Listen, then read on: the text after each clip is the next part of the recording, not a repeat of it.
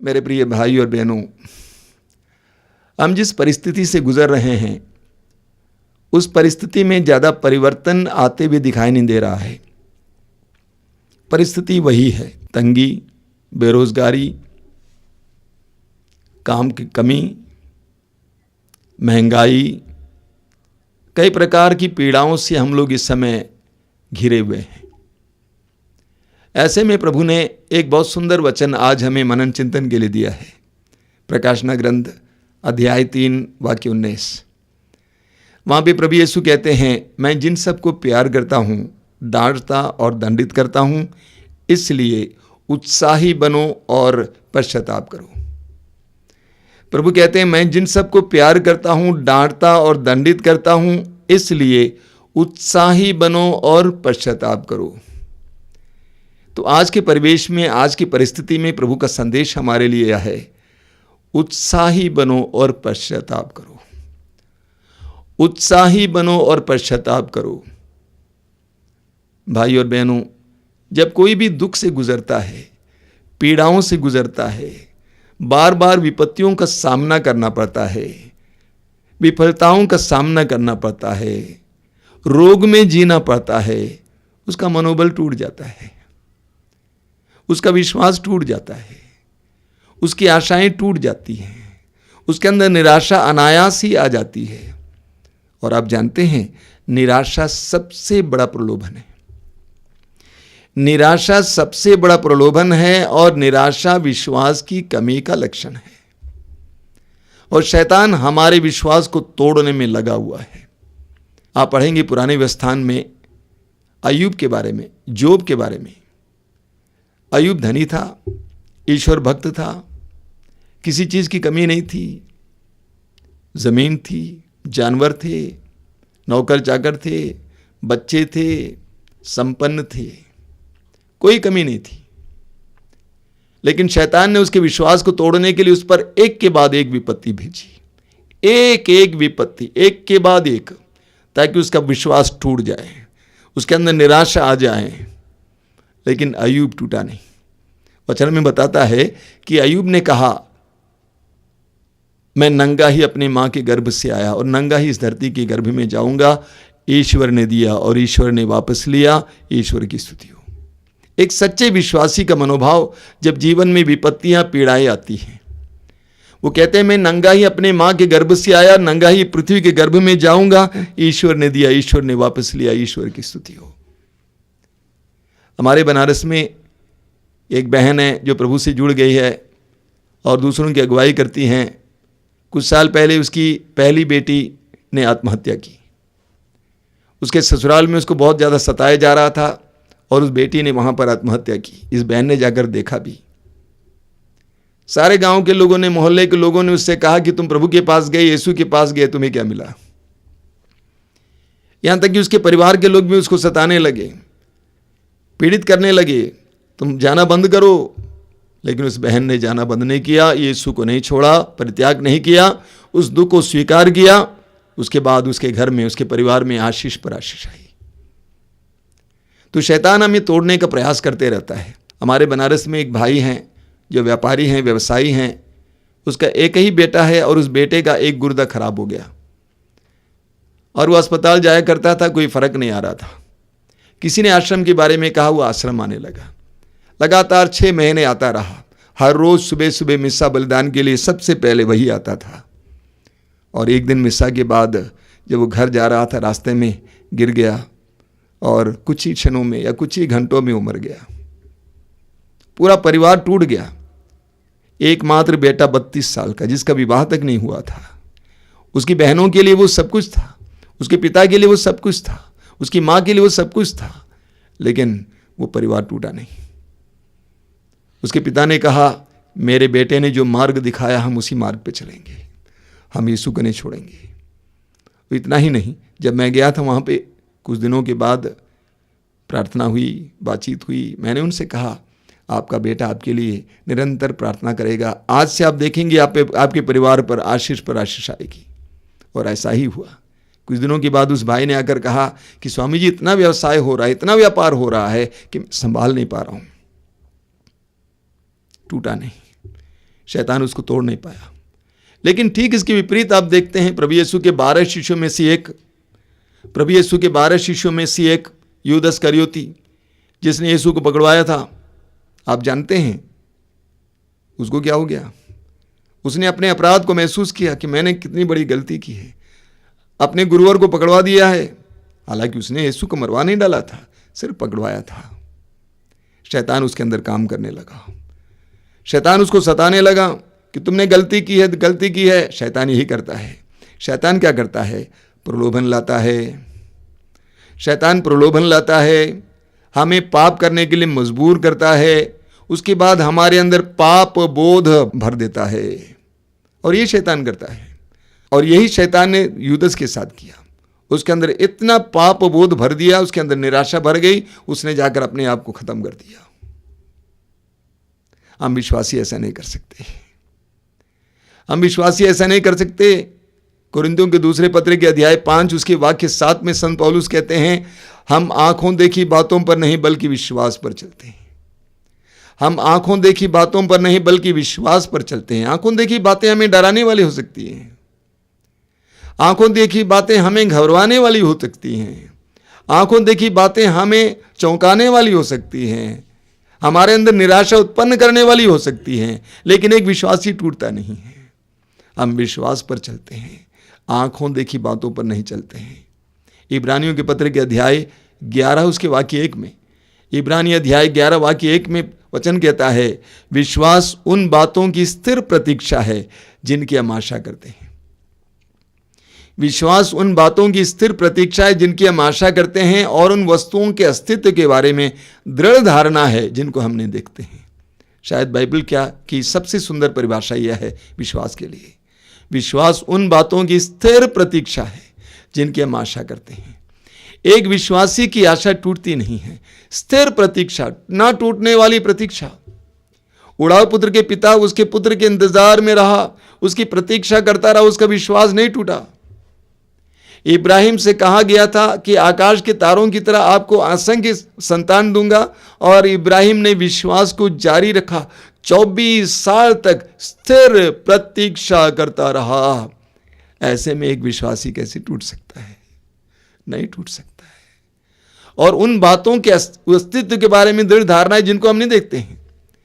हमारी दृष्टि के सामने कुछ नजर नहीं आता है, हमारी दृष्टि के सामने कोई सफलता नजर नहीं आती है, लेकिन विश्वास है, यह विश्वास है, दृढ़ धारणा, होगा होगा होगा, परिस्थिति बदलेगी बदलेगी बदलेगी, यह विश्वास है। ऐसे में हम लोग अविश्वासी नहीं बन सकते, हम टूट नहीं सकते हैं।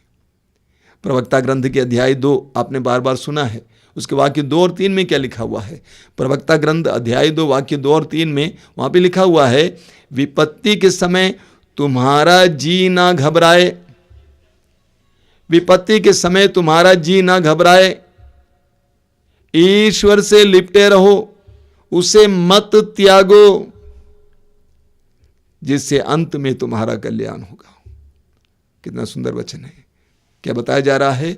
विपत्ति के समय तुम्हारा जी नहीं घबराए। मत घबराओ, मत टूटो, मत भागो, मत भटको, ईश्वर से लिपटे रहो। ये समय है मेरे भाई और बहनों, ईश्वर से लिपटे रहने का समय। छोड़ना नहीं, उसे मत त्यागो। उसे छोड़कर चले जाओगे तुम बर्बाद हो जाओगे। ईश्वर से लिपटे रहने का समय है ये। वचन कहता है उसे मत त्यागो। क्यों? अंत में तुम्हारा कल्याण होगा। अंत में तुम्हारा कल्याण होगा। विश्वास बनाए रखो, टूटो मत, प्रभु को मत छोड़ो, ईश्वर से लिपटे रहो, प्रार्थना बढ़ाओ। मैं प्रभु को धन्यवाद देता हूं कि चारों ओर से लोग कहते हैं कि हम लोगों ने प्रार्थना बढ़ा दी। अभी थोड़ी देर पहले एक बहन कह रही थी, हम लोग 7 घंटे प्रार्थना करते हैं घर पे। प्रार्थना बढ़ाओ, ईश्वर से लिपटे रहने का यह समय है मेरे प्रिय भाई और बहनों। रोमियो के पत्र के अध्याय 10 उसके वाक्य 11 में, रोमियो का पत्र अध्याय 10 वाक्य 11 में संत पौलुस कहते हैं, क्या कहते हैं? जो उन पर विश्वास करता है उसे कभी लज्जित नहीं होना पड़ेगा। जो उस पर विश्वास करता है उसे कभी लज्जित नहीं होना पड़ेगा। एक ऐसा मनोभाव धारण कीजिए। इस वचन को दोहराना, अपने दिल में बार बार दोहराना। जो उस पर विश्वास करता है उसे कभी लज्जित नहीं होना पड़ेगा, मुझे कभी लज्जित नहीं होना पड़ेगा। हम सामाजिक हैं, समाज में रहते हैं, समाज का असर हमारे ऊपर पड़ता है, अगल बगल के लोग जो बोलते हैं उसका असर हमारे ऊपर पड़ता है, अगल बगल में जो देखते हैं हम लोग उसका असर हमारे ऊपर पड़ता है, और वो कभी कभी हमें निराश करने वाली हो सकती है। अधिकतर दुनिया में लोग निराशा की बातें ही बोलते हैं, आशा देने वाला कौन होता है? बहुत कम लोग। अधिकतर लोग निराशा की बात करते हैं, अरे ऐसा हो गया, अरे ऐसा हो गया, हमारे कानों में आ जाते हैं और हम लोग घबराने लगते हैं। सुसमाचार में हमें क्या देखने को मिलता है? मत्ती का सुसमाचार उसके अध्याय 14 में, मत्ती अध्याय 14 में हम पढ़ते हैं कि पेतरुस पानी पर चल रहा है। प्रभु यीशु पानी पर चल कर शिष्यों के पास आए। पेतरुस ने आवाज़ दी, पेतरुस ने कहा कि प्रभु यदि आप हैं तो आप मुझे आपके पास पानी पर चल के आने का आदेश दीजिए। प्रभु ने कहा जाओ, और पेतरुस पानी पर चलने लगा। उसकी दृष्टि यीशु पर थी, यीशु पर दृष्टि लगाकर वो पानी पर चलता गया। पानी उसके लिए पत्थर जैसा कठोर बन गया, लेकिन वचन में लिखा हुआ है वो चारों ओर देखने लगा, वो चारों ओर देखने लगा, चारों ओर सुनने लगा, तब वो डूबने लगा। हमारी भी ये दशा हो सकती है, हम चारों ओर की बातों को सुनेंगे, हम डूब जाएंगे। हमारी दृष्टि यीशु पर हो, यीशु पर दृष्टि लगाकर आगे बढ़ना है। इब्रानियों के पत्र के अध्याय 12 वाक्य 1, इब्रानी अध्याय 12 वाक्य 1, हिब्रूज चैप्टर 12 वर्स 1, वहां पे हम पढ़ते हैं, संत पौलुस कहते हैं कि ईसा पर दृष्टि लगाकर, आप यीशु पर दृष्टि लगाकर धैर्य के साथ उस दौड़ में आगे बढ़ते जाएं जिसमें आपका नाम लिखा हुआ है। ईसा पर दृष्टि लगाकर धैर्य के साथ उस दौड़ में आगे बढ़ते जाएं जिसमें आपका नाम लिखा हुआ है। उत्साह को टूटने नहीं देना। तो प्रभु कहते हैं उत्साही बनो, तुम्हारे उत्साह को टूटने नहीं देना। तुम्हारी दृष्टि यीशु पर हो और उस दौड़ में आगे बढ़ते जाओ, उत्साह को टूटने मत दो। बोलिए हालेलुया, हालेलुया, हालेलुया, हालेलुया। हम संत पौलुस को सुनेंगे। आप जानते हैं संत पौलुस कौन थे? फिलिपियों के पत्र में संत पौलुस के हमें बताते हैं। फिलिपियों के पत्र के अध्याय 3 उसके वाक्य 13 और 14 में पौलुस क्या कहते हैं? मैं इतना ही कहता हूं कि पीछे की बातें भुलाकर और आगे की बातों पर दृष्टि लगाकर मैं बड़ी उत्सुकता के साथ अपने के लक्ष्य की ओर दौड़ रहा हूं। पौलुस कहते हैं कि पीछे की बातें भुलाकर। ये पीछे की बातें क्या है? आप जानते हैं कि पौलुस यीशु के शिष्यों पर अत्याचार करता था। यीशु के शिष्यों पर अत्याचार करता था। उसने कितने लोगों को मरवा डाला था। वो हत्यारा था। पौलुस अपने पीछे की बातों को नहीं देखता है। वो हत्यारा था, लेकिन उन सारी बातों को पीछे छोड़ देता है। अक्सर हमारे जीवन में क्या देखने को मिलता है? हमारे जीवन में अधिकतर हम लोग पीछे की ओर अपनी दृष्टि लगाए हुए होते हैं। आपने देखा होगा गाड़ियों में ड्राइवर के बगल में कहना होता है। वो क्या के लिए होता है? पीछे की गाड़ियों को देखने के लिए, पीछे का रास्ता देखने के लिए। अगर मान लीजिए हर समय वो ड्राइवर उसी की ओर देखता रहेगा तो क्या होगा? दुर्घटना कर देगा, एक्सीडेंट कर देगा। मैं सोचता हूं कि हमारी जिंदगी भी कुछ इसी तरह है। बीते जीवन के बारे में सोच सोच कर हम अपनी जिंदगी बेकार कर देते हैं। जो घटनाएं घटित हुई, जो दुख मिला, जो पीड़ाएं मिली, जो हमने गंवाया, जो हमने खोया, उसके बारे में सोच सोच कर हम अपनी जिंदगी को बर्बाद करते हैं। लेकिन पौलुस कहते हैं कि मैं पीछे की बातों को भुलाकर और आगे की बातों पर दृष्टि लगाकर बड़ी उत्सुकता से अपने लक्ष्य की ओर दौड़ रहा हूं। हमारे अंदर वो उत्साह होना चाहिए। जीवन की परिस्थितियां हमारे उत्साह को ना तोड़ें। जीवन की परिस्थितियां हमारे उत्साह को न तोड़ें, बल्कि पौलुस की तरह हमें उत्साह के साथ आगे की ओर बढ़ना चाहिए।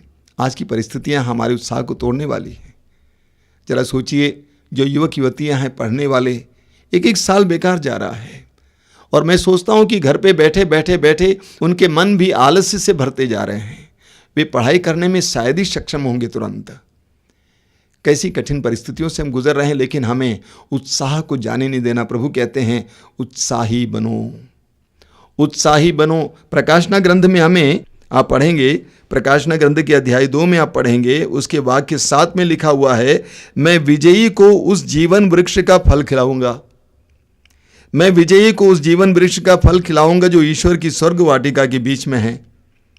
आगे लिखा हुआ वाक्य 11 में, जिसके कान हो वे सुन ले कि आत्मा कलीसियाओं से क्या कहता है, विजयी को द्वितीय मृत्यु से हानि नहीं होगी। आगे लिखा हुआ है उसी अध्याय के वाक्य 26 में, जो विजयी होगा, जो अंत तक मेरी इच्छा पूरी करता रहेगा, मैं उसे राष्ट्रों पर अधिकार प्रदान करूंगा। आगे अध्याय 3 में लिखा हुआ है वाक्य 5 में, विजयी इस प्रकार उजले वस्त्र पहनेगा, मैं जीवन ग्रंथ में से उसका नाम नहीं मिटाऊंगा। वाक्य 12 में लिखा हुआ है, मैं विजयी को अपने ईश्वर के मंदिर का खंभा बनाऊंगा। वाक्य 21 में लिखा हुआ है, मैं विजयी को अपने साथ ही उसी तरह अपने सिंहासन पर विराजमान होने का अधिकार दूंगा जिस तरह मैं विजयी होकर अपने पिता के साथ उसके सिंहासन पर विराजमान हूं। ये विजयी कौन होता है?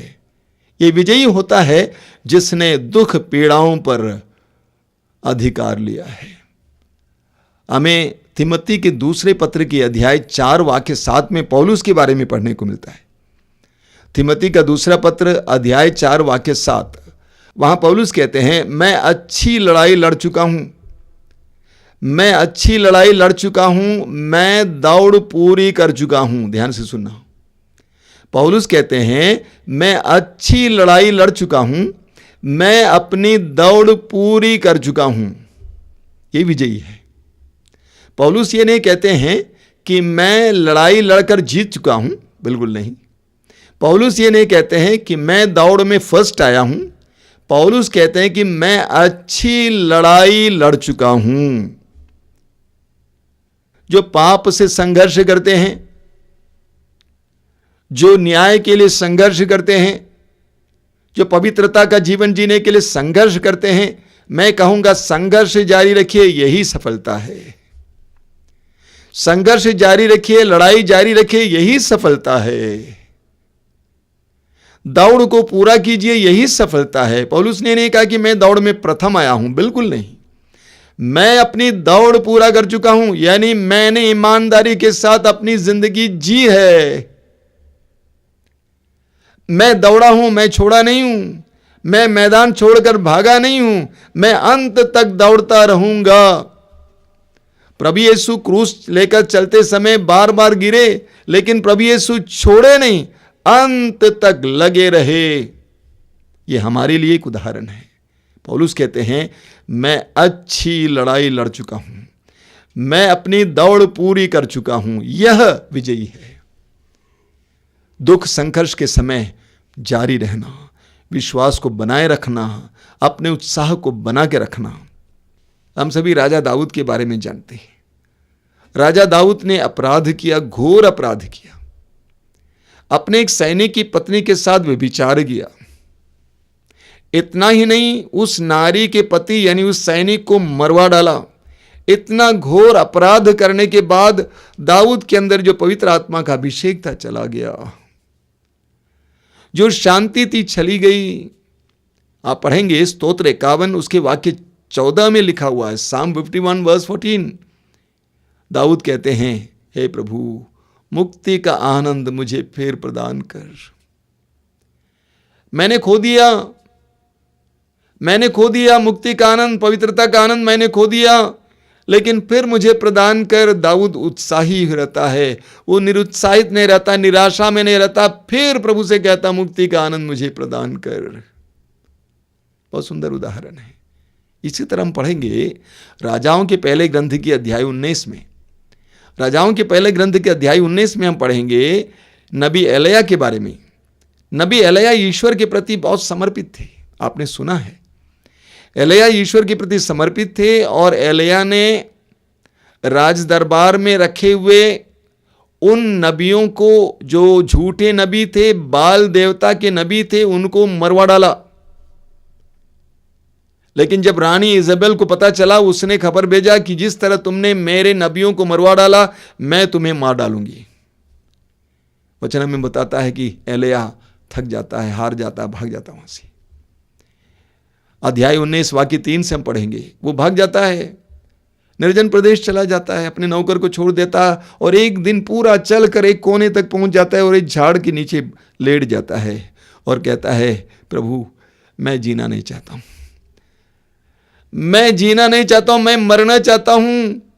और वो लेट जाता। उसने सोचा कि मैं यहीं पे मर जाऊंगा, कोई मुझे ढूंढ नहीं पाएगा, मुझे कोई खाना नहीं मिलेगा, मैं यहीं पर मर जाऊंगा। निराश हो गया था, उदास हो गया था। जानते हैं वचन क्या कहता है?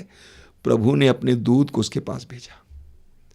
प्रभु ने अपने दूत को उसके पास भेजा और दूत ने आकर कहा कि एलिया उठ। एलिया ने उठकर अपनी आंखें दौड़ा के देखा। उसने क्या देखा? अपने सिरहाने एक मटके में पानी रखा हुआ है, एक घड़े में पानी रखा हुआ है और एक रोटी रखी हुई है। उसने खाया पिया, करवट बदल दिया, प्रभु से कहा, प्रभु मुझे मरने दीजिए, मेरे पास हिम्मत नहीं है, मैं आगे नहीं जा सकता हूं। फिर स्वर्गदूत आया, उसको खिलाया। वचन में आप पढ़ेंगे, उस रोटी के सहारे, उस जल के सहारे वो चलता है 40 दिन तक। वो चलता है 40 दिन तक और प्रभु के पर्वत पर, होरेब पर्वत के पास पहुंच जाता है। प्रभु ने उसको वहां पे मरने नहीं दिया, उसको उत्साही बनाया। प्रभु ने उसके उत्साह को टूटने नहीं दिया, उसके उत्साह को भर दिया। एक विश्वासी को अपने उत्साह को टूटने नहीं देना चाहिए। प्रकाशना ग्रंथ अध्याय 2 के वाक्य 4 में प्रभु कहते हैं, तुम्हारा धर्मोत्साह कम हो गया है, तुम्हारा धर्मोत्साह कम हो गया। अध्याय 3 वाक्य 15 में, प्रकाशना 3:15 में प्रभु कहते हैं, तुम ना तो ठंडे हो ना तो गर्म हो। हमें अपने उत्साह को जगाना है, अपनी आत्मा को जगाना है। बारूक का ग्रंथ अध्याय 4 उसके वाक्य 28 और 29 में प्रभु का वचन कहता है, तुमने पहले ईश्वर से दूर हो जाने की बात सोची थी, अब 10 गुने उत्साह से उसके पास लौटने की चेष्टा करो। तुमने पहले ईश्वर से दूर हो जाने की बात सोची थी दुख विपत्ति में, अब 10 गुने उत्साह से उसके पास लौटने की चेष्टा करो, क्योंकि जिसने तुम पर इन विपत्तियों को आने दिया वही तुम्हारा उद्धार कर तुम्हें अनंत आनंद प्रदान करेगा। प्रभु कहते हैं कि अपने उत्साह को बढ़ाओ। स्तोत्रकार कहता है, स्तोत्र 42 उसके वाक्य 6 में, ओ मेरी आत्मा तू क्यों उदास है, ओ मेरी आत्मा तू क्यों उदास है, ईश्वर पर भरोसा रख। आज हम सबको यही कहना होगा अपनी आत्माओं से, ओ मेरी आत्मा तू क्यों उदास है, ईश्वर पर भरोसा रख, ईश्वर पर भरोसा रख। तो पहली बात जो प्रभु कहते हैं, उत्साही बनो। हम सबको उत्साही बनना है, एक दूसरे को उत्साह से भरना है। अगर परिवार के मालिक का उत्साह टूट गया तो पूरा परिवार टूट जाएगा। अगर परिवार की मालकिन का उत्साह टूट जाएगा तो पूरा परिवार टूट जाएगा। एक दूसरे को उत्साही बनाना है, एक दूसरे को उत्साहित करना है। बच्चों को बताना है, बेटे टूटो मत। बच्चों को माँ बाप से कहना, आप टूटते क्यों हैं, चलिए ना हम भरोसा रखते हैं प्रभु पे ना। अपने विश्वास को बढ़ाए रखिए, अपने विश्वास को बनाए रखिए, अपने उत्साह को बनाए रखिए। दूसरी बात जो प्रभु हमें बताते हैं वो है पश्चाताप करो। दूसरी बात है पश्चाताप करो। मेरे प्रिय भाई और बहनों, आप जानते हैं पाप एक सच्चाई है, पाप एक सच्चाई है और हम सभी पापी हैं, यह भी एक सच्चाई है। रोमी अध्याय 3 वाक्य 23 में पौलुस कहते हैं, सब ने पाप किया है, हम सभी पापी हैं, यह सच्चाई है। और हमारा जो हक है, अधिकार है, हमने गंवा दिया है। आज हम ईश्वर से सुख की कामना कर सकते हैं, लेकिन हम हक नहीं मांग सकते हैं, हमने गंवा दिया है, क्योंकि हम पापी हैं। हमने सब कुछ गड़बड़ कर दिया है, सब कुछ बर्बाद कर दिया है, सब कुछ का विनाश कर दिया है। लेकिन एक दूसरी सच्चाई यह भी है कि हमारी टेढ़ी लकीरों को प्रभु सीधा कर सकते हैं। हमारी टेढ़ी लकीरों को प्रभु सीधी कर सकते हैं। प्रभु सब कुछ कर सकते हैं। इसीलिए ये हमारे लिए पश्चाताप का मौका है। दुख हमारे लिए एक पश्चाताप का सुनहरा मौका है। मैं बराबर बोला करता हूं, दुख ईश्वर द्वारा प्रदत्त मौका है ताकि हम पश्चाताप कर सकें। पश्चाताप करने का सुनहरा मौका है। आप जानते हैं, उड़ाव पुत्र के दृष्टांत में पढ़ते हैं, उस उड़ाव पुत्र ने अपनी संपत्ति लेकर परदेश चला गया और उस संपत्ति को उड़ा दिया। लेकिन वचन में लिखा हुआ कि ईश्वर ने वहां पर अकाल भेजा, ईश्वर ने वहां पर अकाल भेजा। क्यों? क्योंकि वो बेटा जो अपने बाप से दूर चला गया था, उसको वापस लाने के लिए।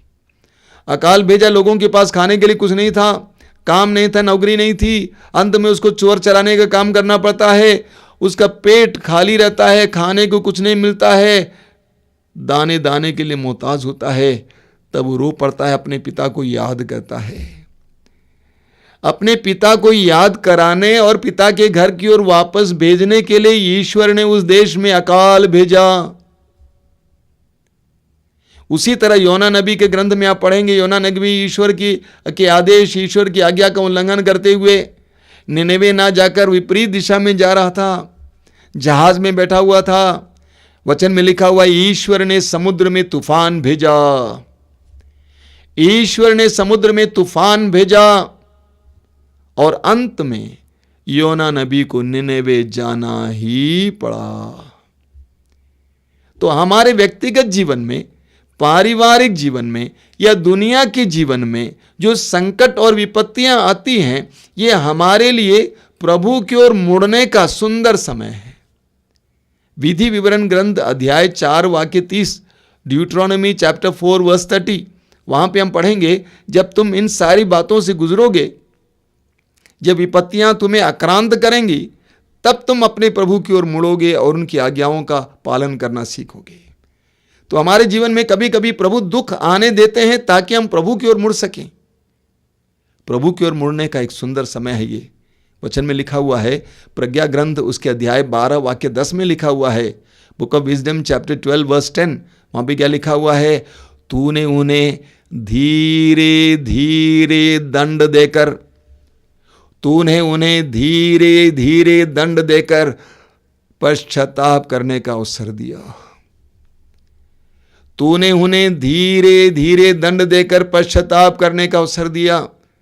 हमारे जीवन में भी प्रभु कभी कभी धीरे धीरे धीरे दंड देते हैं, थोड़ा थोड़ा थोड़ा दंड देते हैं ताकि हम पश्चाताप करें, प्रभु की ओर मुड़े। आप पढ़ेंगे आमोस का ग्रंथ, आमोस के ग्रंथ के अध्याय 4 में आप पढ़ेंगे, उसके वाक्य 6 से मैं थोड़ा थोड़ा आपके लिए पढ़ूंगा।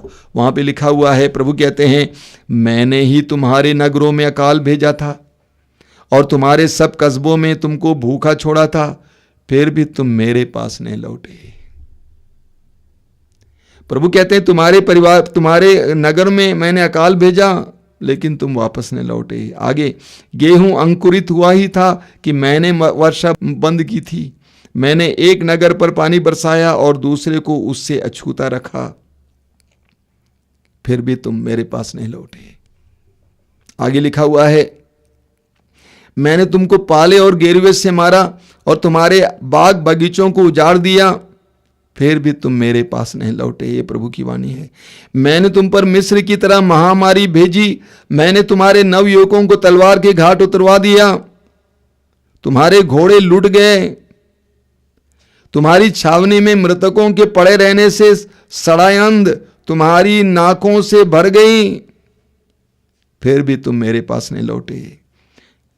जिस प्रकार ईश्वर ने सोदोम और गोमोरा का सर्वनाश किया था, उसी प्रकार मैंने तुम पर विपत्ति भेजी, फिर भी तुम मेरे पास नहीं लौटे। हमारे जीवन में दुख पीड़ाएं आती हैं, ये हमारे लिए ईश्वर द्वारा प्रदत्त सुंदर मौका है ताकि हम प्रभु की ओर मुड़े।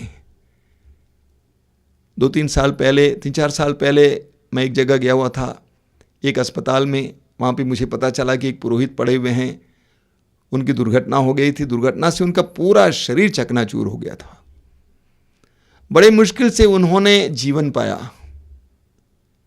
उनके अतीत के बारे में मैं जानता हूं, लेकिन आप जानते हैं, अभी वो मुश्किल से चल फिर पाते हैं, लेकिन वो बहुत सारे लोगों के लिए कृपा का माध्यम है। लोग सलाह लेने के लिए उनके पास आते हैं, टूटे परिवार उनके पास आते हैं सलाह लेने के लिए। हमारे जीवन में इस प्रकार की विपत्तियां जरूर आती हैं। इसके द्वारा प्रभु हमें बर्बाद करना नहीं चाहते हैं, प्रभु हमारी बर्बादी बिल्कुल नहीं चाहते। एजेकियल के ग्रंथ अध्याय 18 उसके वाक्य 32 में हम इस प्रकार पढ़ते हैं, मैं किसी भी मनुष्य की मृत्यु से प्रसन्न नहीं होता, मैं किसी भी मनुष्य की मृत्यु से प्रसन्न नहीं होता, इसीलिए तुम मेरे पास लौटकर जीते रहो। स्तोत्र 116 वाक्य 15, साम 116 वर्स 15। प्रभु कहते हैं, अपने भक्तों की मृत्यु से ईश्वर को भी दुख होता है। प्रभु हमारी बर्बादी नहीं चाहते हैं, प्रभु चाहते हैं प्रभु के पास जाएं, प्रभु के पास जाएं, ये प्रभु की इच्छा है। स्तोत्र 51 उसके वाक्य 19 में हम पढ़ते हैं, साम 51 वर्स 19, तू पश्चातापी दीनहीन हृदय का तिरस्कार नहीं कर सकता। प्रभु पश्चातापी दीनहीन हृदय का तिरस्कार नहीं कर सकते। प्रभु हमारा तिरस्कार नहीं कर सकते हैं। अय्यूब का ग्रंथ उसके अध्याय 22 वाक्य 21 में लिखा हुआ है, अय्यूब 22:21, ईश्वर से मेल कर लो तुम्हें फिर सुख शांति मिलेगी। ईश्वर से मेल कर लो और तुम्हें फिर सुख शांति मिलेगी। दूसरे इतिहास ग्रंथ अध्याय 7 वाक्य 14 में हम इस प्रकार पढ़ते हैं, तब यदि मेरी अपनी प्रजा विनय पूर्वक प्रार्थना करेगी, मेरे दर्शन चाहेगी और अपना कुमार्ग छोड़ देगी, तो मैं स्वर्ग से उसकी सुनूंगा, उसके पाप क्षमा करूंगा और उसके देश का कल्याण करूंगा। कितनी जबरदस्त प्रतिज्ञा है। प्रभु कहते हैं यदि मेरी अपनी प्रजा विनय पूर्वक प्रार्थना करेगी, कैसे प्रार्थना करेगी? विनय पूर्वक प्रार्थना करेगी, मेरे दर्शन चाहेगी और अपना कुमार्ग छोड़ देगी, तो मैं स्वर्ग से उसकी सुनूंगा, उसके पाप क्षमा करूंगा और उसके देश का कल्याण करूंगा। प्रभु यह कर सकते हैं। मेरे प्रिय भाई और बहनों, ये समय है हम सबके लिए पश्चाताप के लिए। ये समय हम सबके लिए पश्चाताप के लिए, सारी दुनिया के लिए पश्चाताप के लिए, सभी राष्ट्रों के लिए पश्चाताप के लिए, सभी धर्मगुरुओं के लिए पश्चाताप के लिए, सारी कलीसियाओं के लिए पश्चाताप के लिए समय है। ये हम सब के लिए पश्चाताप के लिए सुनहरा अवसर है, मौका है।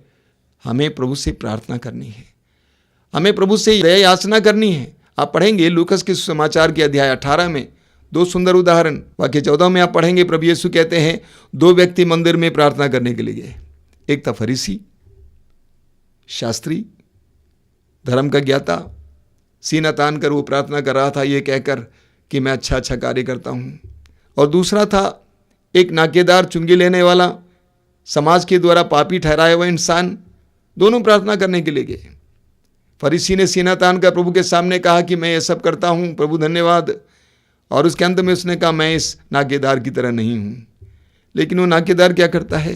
अपना सिर झुकाकर, अपना सिर उठाने की हिम्मत उसके अंदर नहीं थी।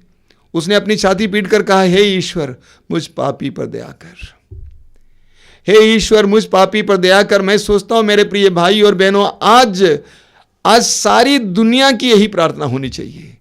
हे ईश्वर हम सब पर दया कर, सभी राष्ट्रों पर दया कर, सभी राष्ट्रीय नेताओं पर दया कर, सभी धर्म नेताओं पर दया कर, हमारे परिवार पर दया कर, हमारे युवक युवतियों पर दया कर, हम पर दया कर।